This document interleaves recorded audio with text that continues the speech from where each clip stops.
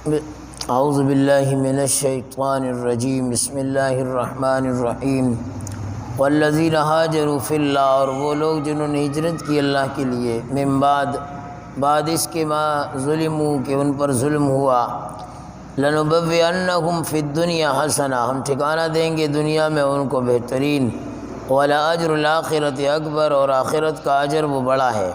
لو کانوا یعلمون، کاش کہ وہ جانتے، الذین، وہ لوگ صبر بھی کیا، وعلی ربہم یتوکلون، اور اپنے رب پر وہ توکل کرنے والے۔ جناب نبی کریم صلی اللہ تبارک و تعالی علیہ وسلم نے مکہ میں جب دعوت اللہ کا کام شروع کیا، لوگوں کو اللہ کی توحید کی طرف بلایا، تو لوگ آپ علیہ الصلاۃ والسلام کے دشمن ہو گئے، اور آپ صلی اللہ علیہ وسلم کو تکالیف پہنچانے پر مصر ہو گئے، اور جو آپ علیہ الصلاۃ والسلام کی دعوت پر لبیک کہہ دیتا، آپ کی نبوت اور رسالت پر ایمان لے آتا، تو یہ مکہ کے کافر انہیں بھی تکالیف دینا شروع کر دیتے، اذیتوں میں رکھتے، اور آپ علیہ الصلاۃ والسلام کی بات ماننے والے شروع میں تو غربا تھے، فقراء تھے، اور چھوٹے طبقے کے لوگ تھے۔ جب ان لوگوں نے یعنی مکہ کے کافروں نے حضرت صلی اللہ علیہ وسلم پر مکہ کی دھرتی کو تنگ کیا، اور آپ کے ساتھیوں پر بے شمار مظالم ڈھائے، تکالیف میں رکھا، تو آپ علیہ الصلاۃ والسلام نے انہیں مکہ سے ہجرت کرنے کا حکم دیا، اور صحابہ انہوں نے مکہ سے ہجرت کی حبشہ کی طرف، وہ حبشہ گئے، یہ پہلی ہجرت تھی، اور پھر دوسری ہجرت مکہ سے مدینہ کی طرف ہوئی۔ یہ ایسے بدبخت اور ناہنجار قسم کے کفار مکہ اور مشرکین مکہ تھے کہ حبشہ بھی جا کر جو مسلمان وہاں رہ رہے تھے، ان سے یہ بھی برداشت نہیں تھا۔ حبشہ کے بادشاہ سے ملے اور وہاں جا کر کہا کہ یہ نوعمر بیوقوف نوجوان لوگ ہیں، اور اپنا سابقہ مذہب چھوڑ کر یہاں آئے ہیں، اس لیے انہیں ہمارے حوالے کر دیجئے۔ تو حضرت جعفر رضی اللہ تعالیٰ عنہ نے حبشہ کے بادشاہ سے کہا کہ ایسی کوئی بات نہیں ہے، ہم سمجھ بوجھ رکھنے والے ہیں، اللہ کا ایک نبی ہے جو دعوت دیتا ہے اور اللہ کی طرف بلاتا ہے، ہم نے ان کی بات مانی تو انہیں یہ ہضم نہیں ہو رہی۔ خیر وہ حبشہ کا بادشاہ سمجھدار تھا، بات مان گیا ان کی، اور انہیں وہیں رہنے دیا، لیکن وہ پھر آ گئے، انہوں نے مکہ آ کر پھر مکہ سے پھر مدینہ کے لیے ہجرت کر لی۔ حضرت مفتی شفیع صاحب رحمۃ اللہ تعالی علیہ نے اپنے معارف میں ابن عربی کے حوالے سے ہجرت کی 6 اقسام کو نقل کیا ہے۔ پہلی، دارالکفر سے دارالاسلام کی طرف ہجرت کرنا، یہ آپ علیہ الصلاۃ والسلام کے دور ہی میں فرض ہو گئی تھی، اور قیامت تک یہ فرض ہی رہے گی کہ ایک انسان دارالکفر میں رہتا ہے اور اسے وہاں پر رہنا مشکل ہے، نہ نماز ادا کر سکتا ہے، نہ روزہ رکھ سکتا ہے، نہ اور دین اسلام کے احکامات پر عمل پیرا ہو سکتا ہے، تو اس کے لیے یہاں سے ہجرت کرنا ہی بہتر ہے اور فرض کے درجے میں ہے۔ دارالبدعت سے دارالاسلام کی طرف ہجرت کرنا، امام مالک رحمۃ اللہ تعالی علیہ سے سنا گیا، آپ فرماتے ہیں کہ جہاں پر آپ کے اکابرین، آپ کے بڑوں پر سب و شتم کیا جائے، گالم گلوچ کیا جائے، تو وہاں سے ہجرت کر لینا یہی بہتر ہے، وہاں رہنا یہ حرام کے زمرے میں آتا ہے۔ نمبر 3 کہ جہاں پر حرام کا غلبہ ہو، ہر طرف حرام ہی حرام ہے اور حلال کا نام و نشان نہیں، اور طلب حلال یہ بھی فرض ہے۔ تو جب ہر طرف حرام ہی حرام ہے اور حلال وہ نظر نہیں آتا تو ایسی جگہ سے بھی ہجرت کر لینا چاہیے۔ نمبر 4 فرمایا کہ جسمانی اذیتوں میں انسان مبتلا ہو، کہ اسے ٹارچر کیا جا رہا ہے، اسے تکالیف دی جا رہی ہے، اس پر تابڑ توڑ حملے کیے جا رہے ہیں، اس کے سامنے اس کی ماں بہن آل اولاد نسل در نسل انہیں تکلیف میں مبتلا کیا جا رہا ہے، تو ایسی جگہ سے بھی ہجرت کر لینا چاہیے۔ نمبر 5 آب و ہوا کی وجہ سے، آب و ہوا کی خرابی کی بنا پر ہجرت کر لینا چاہیے۔ بعض دفعہ کہتے ہیں ڈاکٹر حضرات یا بڑے حضرات کہ یار جاؤ گاؤں کا چکر لگا کر آ جاؤ، پانی ہوا تبدیل کر کے آ جاؤ، سمجھ گئے؟ تو اس کے لیے یہ بھی ہجرت انسان کر لیتا ہے، لیکن اس میں یہ یاد رکھنا کہ یہ کسی وبائی امراض کی وجہ سے نہ ہو۔ آب و ہوا کے لیے جو سفر کیا جا رہا ہے یہ کسی وبائی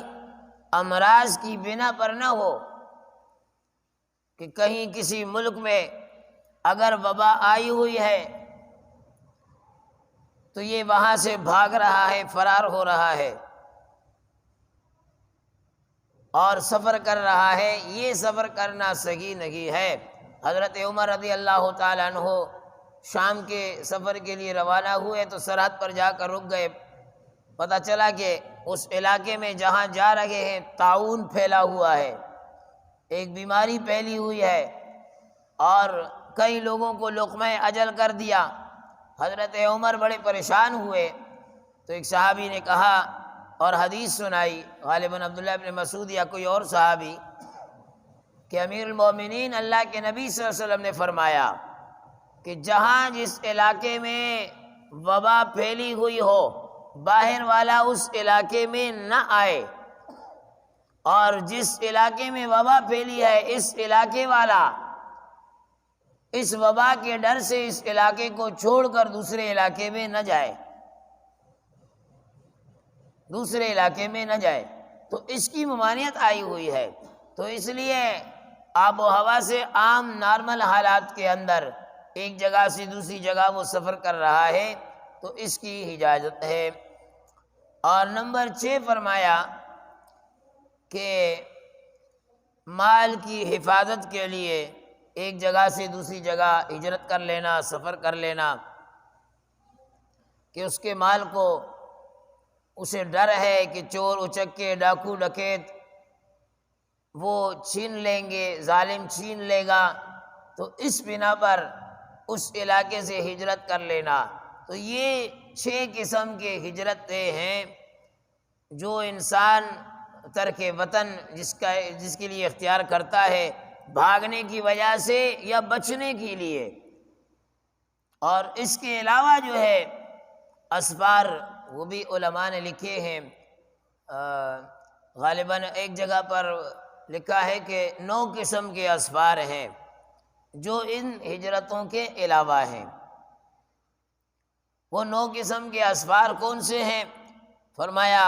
پہلا سفر جو ہے وہ عبرت کے لیے، قرآن کہتا ہے فسیروا فی الارض فانظروا کیف کان عاقبۃ الذین، سفر کرو دیکھو تم سے پہلے لوگوں کے حالات، ان کے اوپر کیا کچھ گزری، ان کا نام و نشان تک مٹ گیا، تو عبرت کے لیے سفر کرنا، اس سفر کی اجازت ہے، شریعت نے دی ہوئی ہے۔ نمبر 2 حج کے لیے سفر کرنا، حج ایک وسائل موجود ہیں تو اس کے لیے سفر کرنا فرائض میں آتا ہے۔ نمبر 3 جو ہے جہاد کے لیے سفر کرنا، اور جہاد کے متعلق بھی ہر ایک کو بخوبی علم ہے۔ اسی طرح نمبر 4 معاش کے لیے سفر کرنا، کہ ایک انسان کی گزر بسر اس علاقے میں نہیں ہو رہی، اس کے لیے وہ سفر کر رہا ہے، ایک شہر سے دوسرے شہر کی طرف، ایک ملک سے دوسرے ملک کی طرف، لیکن پھر یہ نہ کہے معاش کے لیے سفر کر کے کہ میں دین کی خدمت کے لیے جا رہا ہوں، یہ کہنا پھر غلط ہے۔ جب معاش کے لیے سفر ہے تو اسے معاش کی حد تک ہی رکھا جائے، اور اس کی اجازت شریعت نے دی ہوئی ہے، شریعت نے دی ہوئی ہے، لیکن اسے دوسرا رنگ دینا یہ نامناسب ہے۔ اسی طرح تجارت کے لیے سفر کرنا نمبر 5، اس کی بھی شریعت نے اجازت دی ہوئی ہے، ایک شہر سے دوسرے شہر یا ایک ملک سے دوسرے ملک کے لیے۔ اسی طرح نمبر 6، علم کے لیے سفر کرنا، علم کے لیے سفر کرنا۔ الحمدللہ پاکستان کی دھرتی وہ دھرتی ہے جس پر باہر ممالک سے بھی آ کر لوگ یہاں پر علم حاصل کرتے ہیں، قرآن و حدیث سے کہ علم سے اپنے آپ کو آراستہ کرتے ہیں، اور ہمارے مدارس کو اللہ رب العالمین نے یہ فضیلت دی ہوئی ہے،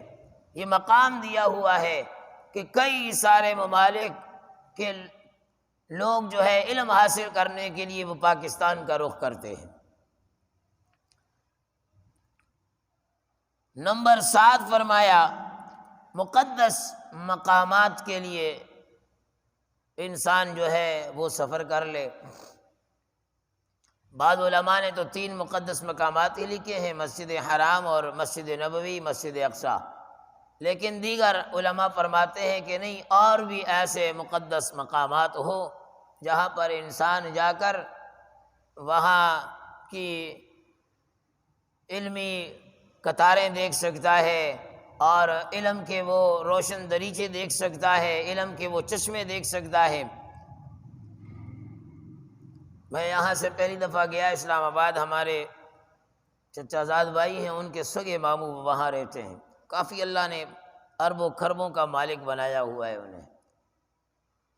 تو مجھ سے کہا مولوی صاحب کہاں گھومنے کا ارادہ ہے؟ کبھی ایک جگہ لے گئے، دوسری جگہ لے گئے، پیر سہاوا پہاڑ اونچائی پر،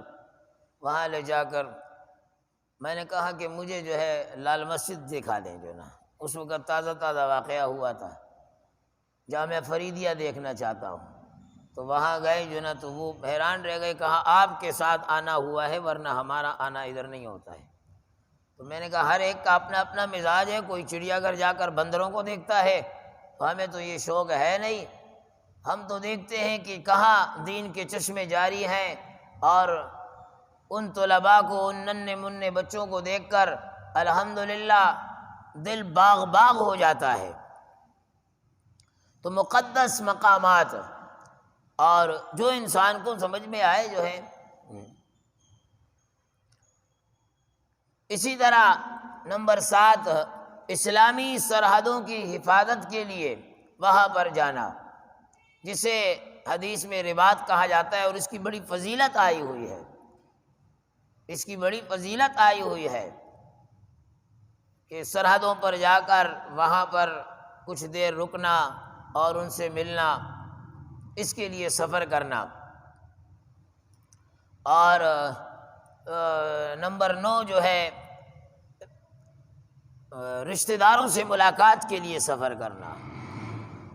رشتہ داروں سے ملاقات کے لیے سفر کرنا، کہ انسان چلا جائے، اور اگر کوئی بیمار ہے، کوئی بڑا ہے گھر میں، خاندان میں، قوم قبیلے میں، والد کی نسبت سے، والدہ کی نسبت سے، تو جا کر انسان وہاں پر ان سے دعاؤں کی درخواست کر لے، ان کی کچھ تیمارداری کر لے۔ ویسے بھی حدیث میں آتا ہے کہ بیمار کی عیادت کے لیے جب انسان صبح کو جائے تو شام تک اس کے لیے 70,000 فرشتے مغفرت کی دعا کرتے ہیں، شام کو جائے تو صبح تک اس کے لیے فرشتے جو ہے مغفرت کی دعا کرتے ہیں۔ تو ویسے ہی رشتہ داروں سے میل ملاپ رکھ لیا جائے۔ تو یہ 9 قسم کے اسفار ذکر کیے گئے۔ یہاں فرمایا والذین ہاجروا فی اللہ، وہ لوگ جنہوں نے ہجرت کی اللہ کے لیے، من بعد ما ظلموا، بعد اس کے کہ ان پر ظلم کیا گیا، لنبوئنہم فی الدنیا حسنہ، اللہ رب العالمین فرماتے ہیں کہ ضرور بضرور میں دنیا میں انہیں ٹھکانہ دوں گا بہترین، وَلَأَجْرُ الْآخِرَةِ أَكْبَرُ لَوْ كَانُوا يَعْلَمُونَ، آخرت کا اجر بہت بڑا ہے، کاش کہ وہ لوگ جان لیتے۔ الذین صبروا، ان لوگوں نے تکالیف پر، مظالم پر، سختیوں پر صبر کیا۔ وعلی ربہم یتوکلون، اپنے رب پر توکل کرنے والے۔ اب یہ بڑی بہترین آیت ہے، اور اس آیت کے اندر ہمیں سمجھایا جا رہا ہے، ہمیں ایک عقیدہ بتلایا جا رہا ہے کہ آج جو طبقہ جس کا اسلام سے، قرآن و سنت سے کوئی تعلق نہیں ہے، جو صحابہ کرام رضوان اللہ تعالی علیہم اجمعین کی شان میں بکواس کرتا ہے، بھونکتا ہے، سب و شتم کرتا ہے، الٹی سیدھی باتیں کرتا ہے، انہیں یہ آیتیں نظر نہیں آتی کہ اللہ رب العالمین فرما رہے کہ ان لوگوں نے ہجرت کی، اور ہجرت کے بعد رب فرماتا ہے لَنُبَوِّئَنَّهُمْ فِي الدُّنْيَا حَسَنَةً، میں نے دنیا میں ٹھکانہ بہترین دوں گا۔ اللہ نے صحابہ کو ٹھکانہ دیا، مکہ کی تکالیف برداشت کرنے کے بعد وہ جب مکہ سے ہجرت کر کے مدینہ آئے، اللہ نے مدینہ میں ریاست بھی دی انہیں، اللہ نے مدینہ کو اسلام کا مرکز بنایا، اللہ نے مدینہ سے اسلام کے چشموں کو جاری کیا، اللہ نے مدینہ سے بیٹھ کر مکہ کا فاتح بھی جناب نبی کریم صلی اللہ علیہ وسلم اور صحابہ کرام کو بنایا۔ آپ علیہ الصلوۃ والسلام کے بعد ابو بکر بھی مدینہ میں رہے، عمر بھی مدینہ میں رہے، عثمان بھی مدینہ میں رہے، تو یہ فتوحات اللہ نے دی، کیوں نہ دیتا؟ اللہ وعدہ کر چکا تھا لَنُبَوِّئَنَّهُمْ فِي الدُّنْيَا حَسَنَةً، کہ میں تمہیں دنیا میں بہترین ٹھکانہ دوں گا۔ تو اللہ صحابہ سے راضی تھا، تب ہی تو اللہ نے مدینہ جیسا مقام دیا، مدینہ جیسا مبارک ٹھکانہ دیا۔ اور صرف یہی نہیں، وہ تو دنیا میں دے دیا، رب فرما رہا ہے وَلَأَجْرُ الْآخِرَةِ أَكْبَرُ، وَلَأَجْرُ الْآخِرَةِ أَكْبَرُ، آخرت میں اس سے بھی بڑا، اس سے بڑا انعام ملے گا، اجر ملے گا۔ تو یہاں کہا جا رہا ہے کہ صحابہ، رب نے انہیں کچھ نہیں دیا، رب ان سے ناراض، رب ایسا، رب ایسا۔ تو خود رب العالمین فرما رہے ہیں کہ ان کو ٹھکانہ دیا، اور بہترین ٹھکانہ دیا۔ واقعتاً مدینہ جیسا ٹھکانہ کون مدینہ کو ٹھکراتا ہے؟ اللہ ہمیں بھی مدینہ کی موت نصیب کرے۔ یہ تو قسمت والے ہیں جنہیں مدینہ کی موت نصیب ہو جائے، جنہیں مدینہ کی بہاریں نصیب ہو جائیں، جنہیں روضہ رسول پر حاضری کا شرف نصیب ہو جائے، جنہیں مسجد نبوی کے اندر نماز پڑھنے کی توفیق نصیب ہو جائے۔ الذین صبروا، اور ان لوگوں نے صبر کیا، وعلی ربہم یتوکلون، اور اپنے رب پر وہ توکل کرنے والے۔ اللہ رب العالمین ہمیں صحیح معنوں میں دین کی سمجھ عطا فرمائے۔